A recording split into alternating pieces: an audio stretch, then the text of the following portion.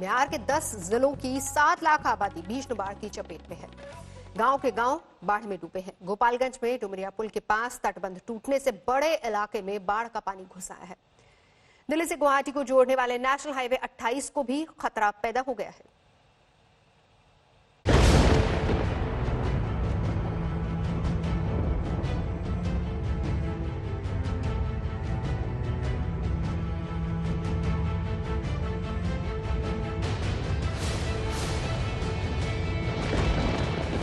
बिहार में बाढ़ का बड़ा प्रहार।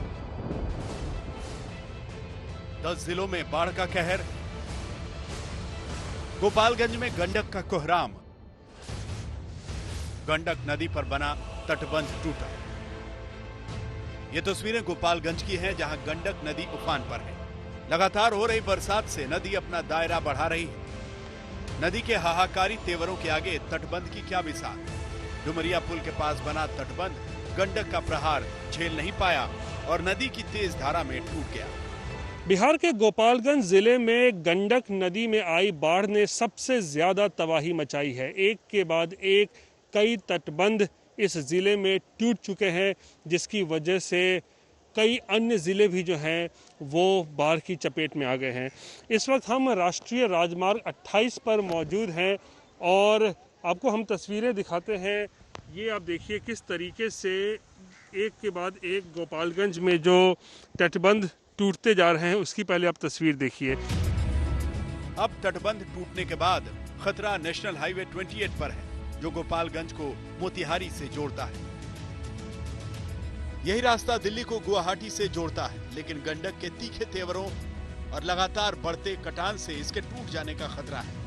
यहाँ 50 मीटर तक कटाव हो चुका है। अब पूर्वी चंपारण जिला प्रशासन ने युद्ध स्तर पर यहाँ मरम्मत का काम शुरू कराया है, ताकि डुमरिया पुल और सड़क मार्ग को गंडक के प्रकोप से बचाया जा सके। कटाव वाली जगह को बोल्डर से भरा जा रहा है। दरभंगा की धरती पर इन दिनों नदियों का राज है, लिहाजा प्रशासन आसमान से नजर रखे हुए है। लेकिन आसमान से देखो या जमीन से तस्वीरें बदलती नहीं। डूबे हुए घर, बाढ़ से घिरे गांव बताते हैं कि बाढ़ ने दरभंगा में कैसी तबाही मचाई। अब हालात ये हैं कि बाढ़ से घिरे गांव वालों ने बिजली के पोल से जुगाड़ का पुल बनाया है। पुल बनाने वाले मुखिया और गांव वाले सरकार से बेहद नाराज हैं। उन्होंने बाढ़ के संकट में उन्हें बेसहारा छोड़ दिया है। और सरकार जो है कुंभकर्ण की नींद में सोई हुई है। हम खुद अपने बल पे जो है बिजली का पोल ला करके और आवागमन चालू करवाने का काम किए हैं, लेकिन इससे काम चलने वाला नहीं है। अब दरभंगा में एयरफोर्स ने राहत सामग्री गिराना शुरू कर दिया है, ताकि बाढ़ से घिरे लोगों को खाना तो मिल सके। लेकिन दरभंगा के डीएम साहब हवाई सर्वेक्षण के बाद हवाई बयान दे रहे हैं कि हालात जल्द संभल जाएंगे। नहीं, ऐसा कोई खतरा नहीं है। कमला नदी में थोड़ा पानी ज्यादा है, पाकिस्तान पूर्वी में अभी पानी है, लेकिन वैसे खतरा की स्थिति नहीं है। वैसे कोई दिक्कत नहीं है, पानी घट रहा है और जल्दी स्थिति सामान्य हो जाएगी। मुजफ्फरपुर में सियार नदी और बूढ़ी गंडक नए नए इलाकों को अपनी चपेट में ले रही है। नजीरपुर में सियार नदी की उफनाती धार में रिंग बांध टूट गया है।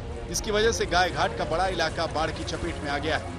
दर्जन भर गांव में बाढ़ का पानी भर गया है। तमाम मकान बाढ़ के पानी में डूब गए हैं। करीब 16 पंचायतों की 1.5 लाख आबादी बाढ़ की चपेट में है। बिहार में करीब 10 लाख आबादी बाढ़ की विभीषिका झेल रही है। कोरोना और बाढ़ की डबल मार से बिहार बेजार है। गोपालगंज से रोहित सिंह के साथ आज तक ब्यूरो। वैसे हाल सिर्फ बिहार का ही ऐसा नहीं, बल्कि मौसम की बात करें या फिर देश के दूसरे इलाकों की बात करें, वहां पर भी बाढ़ और बारिश की वजह से तबाही मची हुई है। ब्रह्मपुत्र नदी की बात कर लेते, जहां पर नदी का क्रोध पूरे असम को झेलना पड़ रहा है। अब तक 95 लोग बाढ़ की चपेट में आकर अपनी जान गंवा चुके हैं। राजस्थान से लेकर उत्तराखंड तक आसमान से आफत बरस रही है। देखिए रिपोर्ट।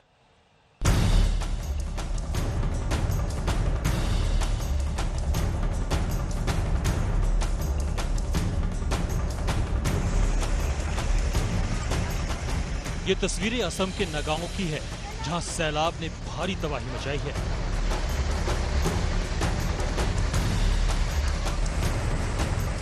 भारी बारिश के बाद कबरी जल विद्युत परियोजना बांध के गेट खोलने के बाद नगांव जिले के कई गांव डूब चुके हैं।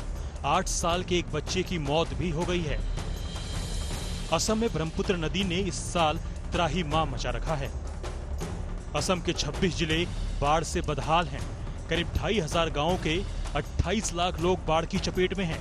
अब तक राज्य में 95 लोगों की बाढ़ से मौत हो चुकी है। करीब 50,000 लोग घर डूबने से कैंप में शरण लेने को मजबूर हैं। ब्रह्मपुत्र की इस सबसे तेज धारा में पहुंचा है आज तक। और ये देखिए पूरी जो नदी है वो कितनी भयावह दिखती है। तिब्बत से हिंदुस्तान के रास्ते बांग्लादेश का सफर तय करने वाली ये ब्रह्मपुत्र का फैलाव इतना बड़ा है कि सब कुछ मानो किसी एक विशाल सागर की तरह, समंदर की तरह दिखता है।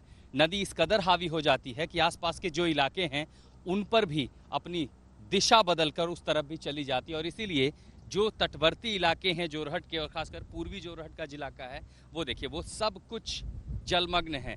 किनारे के जो रास्ते हैं जहां अमूमन इन गाँवों में गाड़ियों से जाया जा सकता था, वो रास्ते कहीं से भी नदारद नहीं हो रहे हैं। अगर यहाँ कुछ दिखता है तो वो या तो पेड़ों का आधा हिस्सा या फिर चारों तरफ सिर्फ पानी ही पानी। ये तस्वीरें पाली जिले के मारवाड़ जंक्शन की हैं, जहां मूसलाधार बारिश के बाद थाना पानी पानी हो गया। सिपाहियों को पानी निकालने के लिए खुद मोर्चा संभालना पड़ा।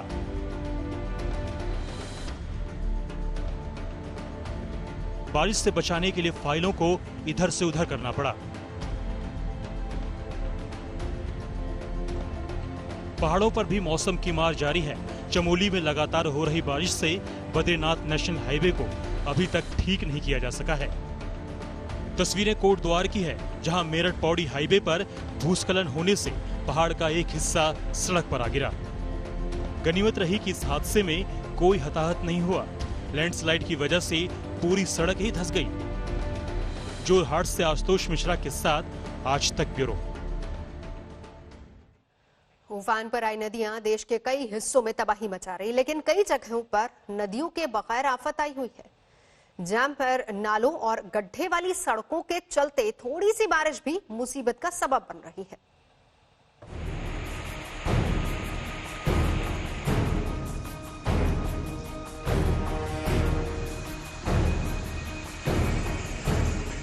पानी की हर बूंद कीमती है, लेकिन पानीपत के लोगों को एक एक बूंद की ऐसी कीमत चुकानी पड़ रही है कि दिल से आह निकल रही है। बारिश के पानी ने गली मोहल्ले से लेकर सड़कों और बाजारों तक की सूरत बिगाड़ कर रख दी है। कॉलोनियों के अंदर कीचड़ का साम्राज्य हो गया है। गाड़ियां तो दूर, पैदल चलना भी मुश्किल है। अगर वहां निकाले भी तो तालाब में डूबकर गुजरना होगा। और हम बहुत परेशान है इस सड़क से, निकलने बढ़ने में बहुत तंगी हो है। यहाँ ना बच्चे भी लिगड़े हैं और माता बहनें भी लिगड़े हैं, लेकिन बहुत बड़ी तंगी है। इस सड़क को किसी भी तरीके से बनवाने के लिए प्रशासन कोई भी कदम नहीं उठा रहा। गंदा पानी सारा आना जाना सब दुकाना सब बुरा हाल हो रहा है। बना तब से लेके आज तक इस नाले की सफाई नहीं कराई है। सफाई न होने के कारण और लेवल ठीक न होने के कारण इसका पानी जो है प्रॉपर आगे नहीं जाता। राजस्थान के पाली का भी यही हाल है।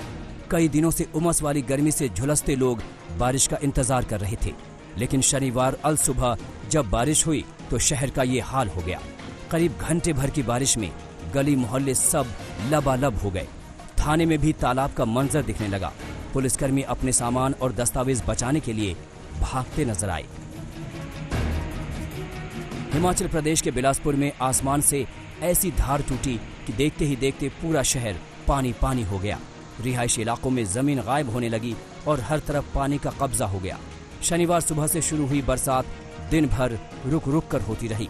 नतीजतन नदी नाले भी उफन पड़े और पहाड़ों से भी नई नई धार फूट पड़ी। घने बादलों के चलते दिन में भी अंधेरा छा गया और सड़कों पर निकलने वाले इक्का दुक्का वाहनों को लाइट जलानी पड़ी। आज तक ब्यूरो।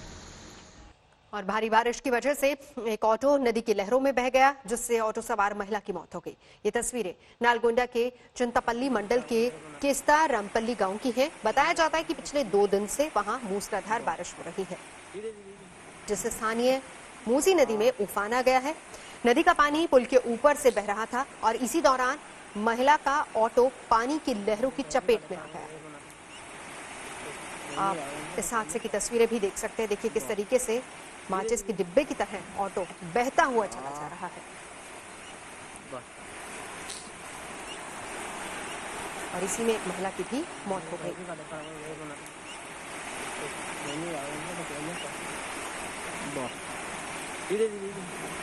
देखिए किस तरीके से ऑटो लगातार बहता हुआ माचिस की डिब्बी की तरह पानी में बहता हुआ चला गया और महिला की इसमें मौत हो गई। बारिश लगातार हो रही है पूरे इलाके में, जिस वजह से नदियां नाले उफान पर हैं। पुल के ऊपर तक पानी बह रहा है।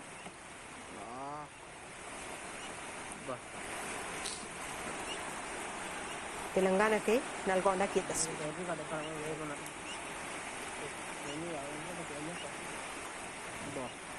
अयोध्या में भगवान राम के भव्य मंदिर के निर्माण की हलचल तेज हो गई है। मंदिर के लिए पत्थरों को तराशने का काम तेज हो गया है। 5 अगस्त को प्रधानमंत्री नरेंद्र मोदी अयोध्या में भूमि पूजन करने वाले हैं, लेकिन प्रधानमंत्री के जाने से पहले राज्य के मुख्यमंत्री योगी आदित्यनाथ अयोध्या पहुंचे। उन्होंने विधि विधान के साथ श्री राम की पूजा की और तैयारियों का जायजा भी लिया। 5 अगस्त को भव्य भूमि पूजन से पहले अयोध्या किस तरह राम भक्ति के रस में डूबी हुई है, ये विस्तार से इस रिपोर्ट में देखिए। मंगल भवन अमंगल हारी प्रभु सुदशरथ अक्षर बिहारी राम सिया राम जय जय राम।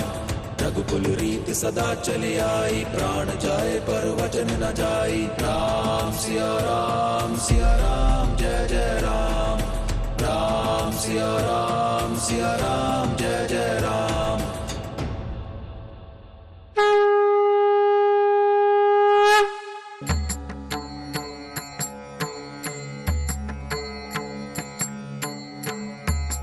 आस्था के आलोक में चमक रही है अयोध्या, दमक रहा है अयोध्या वासियों का रोम रोम, क्योंकि भगवान राम का होने वाला है राज्यारोहण। कहने के लिए तो प्रभु राम ने 14 बरस का वनवास काटा था, मगर वो त्रेता युग की बात थी। कलयुग में तो प्रभु राम का वनवास बरसों बरस चला, राजनीति भी खूब हुई। अब उस वनवास के समाप्त होने का समय आया है। अयोध्या में राम भक्तों की सांझ प्रसन्नता में सिंदूरी हो गई है। श्री राम के भव्य राम मंदिर के निर्माण की घड़ी आ गई है। बरसों तक तिरपाल में वनवास काटने वाले रघुनंदन विराजने वाले हैं अपने सिंहासन पर। अयोध्या में कहां होगा भूमि पूजन, कहां रखी जाएगी भव्य मंदिर की पहली ईंट, भूमि पूजन को लेकर तैयारियां कैसी हैं? 5 अगस्त को देश के प्रधानमंत्री आएंगे तो सुरक्षा कैसी रहेगी? इन सारे सवालों की समीक्षा के लिए राज्य के मुख्यमंत्री योगी आदित्यनाथ राम की नगरी अयोध्या पहुंचे।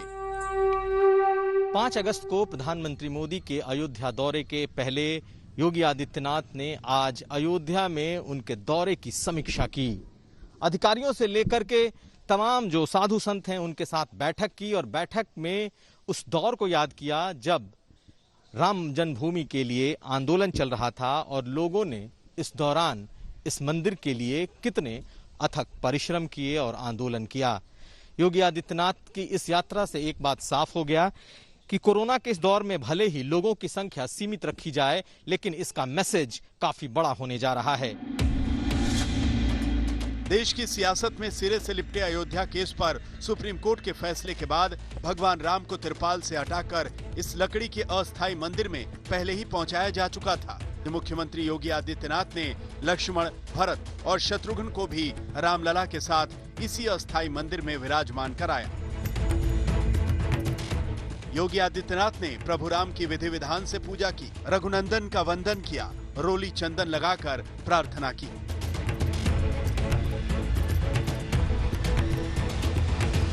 मंत्री जी ने ये संकेत किया कि सभी संत महात्मा लोग मिलकर के इस कार्यक्रम को सफल बनावें और 5 तारीख के पहले 4 तारीख को रात को पूरे मंदिरों में दीपक जलाए जाएं और पूरी अयोध्या को स्वच्छ बना करके दिव्य बना दिया जाए। उस तिथि के पहले 5 तारीख के पहले पूरी अयोध्या को सुसज्जित कर दिया जाए।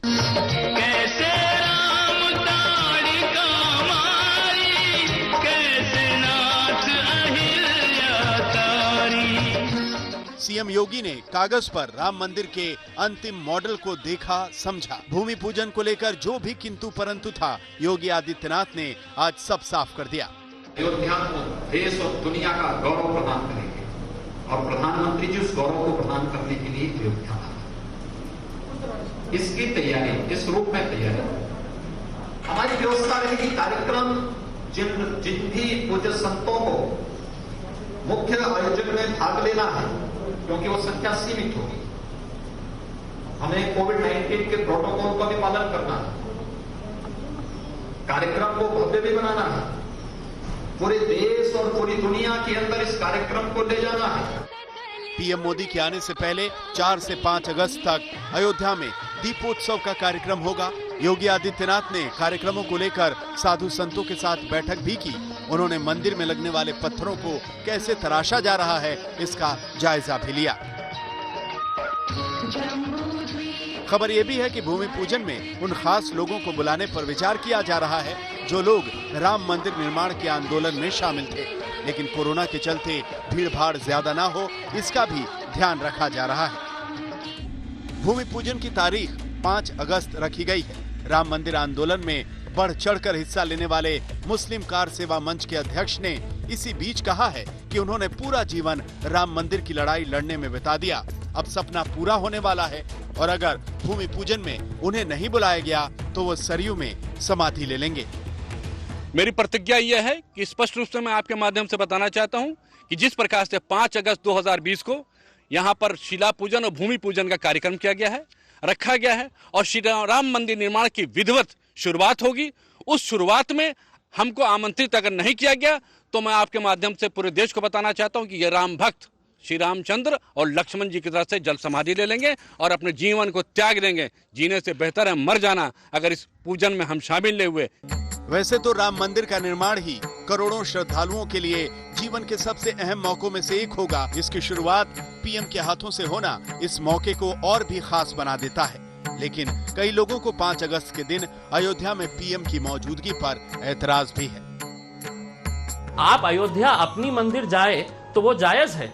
हम अपने पड़ोस की मस्जिद में 25 लोग जाकर नमाज पढ़ना चाहे तो वो गैर कानूनी हो गया है। ये कहाँ का इंसाफ है मोदी जी? सोमनाथ के मंदिर का उद्घाटन करने के लिए पंडित जवाहरलाल नेहरू जी गए नहीं थे, क्योंकि उनका कहना था कि मैं एक सेक्युलर स्टेट का प्रमुख हूँ और वहाँ मेरा जाना ठीक नहीं होगा, क्योंकि ये लोगों को संदेश अलग होगा। लेकिन आजकल ये सब बातें बदल गई हैं। सियासत पहले मंदिर के दावे पर थी, अब शिलान्यास पर है, लेकिन राम भक्तों का सारा ध्यान इस समय मंदिर निर्माण पर है। निर्माण स्थल की जमीन कोर्ट के फैसले के बाद ही समतल की जा चुकी है। निर्माण की शुरुआत कैसे होगी, नींव, स्तंभ और मुख्य ढांचा किस तरह से तैयार होगा, ऐसी तमाम बारीकियां सीएम योगी ने खुद मौके पर पहुंचकर समझी। अब प्रतीक्षा 5 अगस्त की है, जब राम मंदिर का भूमि पूजन होगा और ये तारीख इतिहास में दर्ज हो जाएगी। कुमाराभिषेक, लखनऊ, आज तक।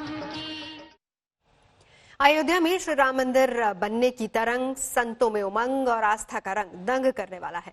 आस्था की टकसाल में चमकाया जा रहा है श्री राम के नाम का सिक्का। अयोध्या में साध्य साधक और साधना रोमांचित कर रही है। इन दिनों अनगिनत भावों से भरी हुई है राम की नगरी। श्री राम के नाम का उद्घोष करते संतों में मंदिर निर्माण को लेकर किस तरह की भावना है, कितनी प्रसन्नता है, इसी पर देखिए हमारी ये रिपोर्ट। और हमारे साथ मौजूद हैं अयोध्या के दर्जनों साधु संत जो यहाँ रहते हैं, देश भर में घूमते हैं। लेकिन इस वक्त जबकि मुहूर्त को लेकर के काफी कुछ चर्चा चल रही है, महाराज जी ये बताइए कि चर्चा कई लोगों ने ये शुरू की कि ये मुहूर्त ठीक नहीं है, स्वरूपानंद सरस्वती ने कहा, और यहाँ पर भी तैयारियां हमें दिखाई दे रही। देखिए, ये तो जो है, जो स्वरूपानंद सरस्वती जी ने जो बयान दिए हैं कि मुहूर्त नहीं है, तो ऐसा है कि उनको ये ध्यान होना चाहिए कि फरवरी मार्च से ही मंदिर के कार्य चल रहा है, और ये तो नए चीज होता है तो उसके लिए जो है ना मुहूर्त देखा जाता है। तो एक औपचारिकता है, माननीय प्रधानमंत्री जी को अयोध्या आने के एक औपचारिकता किया जा रहा है। ये भूमि पूजन जो है ये तो मार्च से ही वहाँ का काम चल रहा है। तो ये बताइए कि जिस तरीके से भव्य मंदिर की बात हुई और अब मंदिर में बदलाव भी किए गए, पहले से बड़ा मंदिर बनाया जा रहा है, क्या कहेंगे? नहीं, ये तो बहुत अच्छा, और भी जितना बदलाव हो सका अपनी तरफ से प्रधानमंत्री जी की हार्दिक इच्छा भी थी। और ये एक मंदिर तो नहीं है, पूरे विश्व का सबसे बड़ा मंदिर बनने जा रहा है। इसमें जो बड़े बड़े इंजीनियर हैं जो अपने अपना सलाह दिए, ये तो अच्छी बात है। और जमीन भी पर्याप्त मात्रा में, अच्छा भव्य मंदिर निर्माण अच्छी बात है। अच्छी बात। आप लोगों को लगता है कि मुहूर्त को लेकर के बहुत चर्चा नहीं होना चाहिए? सब ही सुलभ सब दिन सब देशा सेवत सादर समन कलेसा। कौन कहता है कि मुहूर्त अच्छा नहीं है? बहुत साल से इंतजार था इसी उत्साह को देखने के लिए। उनके अंदर उत्साह दिखाई दे रहा है भगवान का प्रति। साधु संतों में बहुत उत्साह है। बिल्कुल उत्साह है, सब हम लोग खुश हैं। साधु ही संत ही, यहाँ के अयोध्या के सब लोग, पूरे देश ही खुश है। आप बताइए कि लगातार आप लोग कहते रहे थे कि जल्दी बने जल्दी बने जल्दी बने। अब आप लोगों की जितनी इच्छा की पूर्ति है, जितनी इच्छा थी उसकी पूर्ति होगी? जी बिल्कुल। अब जो है कहते ना कि अब वो समय वो दिन आ गया है कि हम लोग बहुत जल्दी, साल 2 साल में भव्य मंदिर का जो हम लोग का आकांक्षा था, हमारे जो संघर्ष करने वाले तो चले गए। अयोध्या में हैं, ये खुश हैं कि इनकी बातें मान ली गई हैं, ट्रस्ट ने भी मान ली है। जो पुराना विश्व हिंदू परिषद का मॉडल था उसकी जगह भव्य राम मंदिर का मॉडल सामने आ चुका है। हरीश कांडपाल के साथ कुमार अभिषेक, अयोध्या आज तक।